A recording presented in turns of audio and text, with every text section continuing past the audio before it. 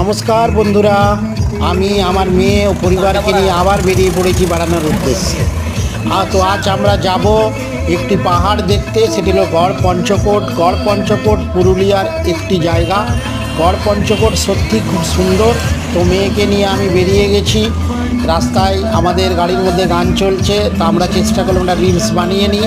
আমি আর আমার মেয়ে সেই রিলসে লিপ মিলাচ্ছি। তো আশা করি আপনাদের ভালো লাগবে। গড় পঞ্চকোট জায়গায় গিয়ে আমি আবার একটি ভিডিও লোড করব।